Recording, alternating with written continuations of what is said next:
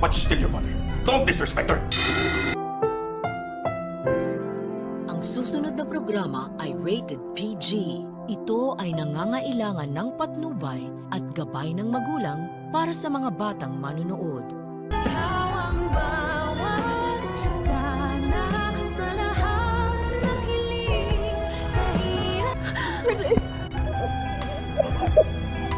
Masyado naman yatang obvious ang strategy ng mag-amang Eric at Justin para sa kanilang masamang balak sa Apex. Maiisipan kasi ni Eric na kailangan nilang mag-ingat ng kanyang anak upang hindi sila mahalata ni Giselle sa kanilang masamang pakay na paghihiganti nga dito. Sasamantalahin ni Eric ang pagkakataon na muli na namang binabastos ng kanyang anak na si Justin ang kanyang ina na si Giselle. Dahil nang hinagis ni Justin ang binigay na bulaklak ng kanyang nanay, ay papagitna naman itong si Eric at sasawayin si Justin. Pakunwaring pagagalitan ni Eric si Justin at sasabihan niya ito na hindi porket galit siya sa kanyang nanay na si Giselle ay babastusin niya na ito. Kailangan niya pa rin daw irespeto ang kanyang ina dahil nga ito ang nagduwal sa kanya sa mundong ibabaw. Biglang bigla naman si Justin dahil hindi niya inaakala na sasawayin siya ng kanyang ama. Pero eventually ay maunawaan din naman ni Justin ang ginagawang strategy ng kanyang amang si Eric upang hindi nga sila mapaghinalaan ni Giselle sa kanilang balak at maging positibo ang tingin ni Giselle kay Eric habang ginagawa nila ang kanilang plano. Sa kabilang banda, nanumbalik na naman nga ang kinatatakutan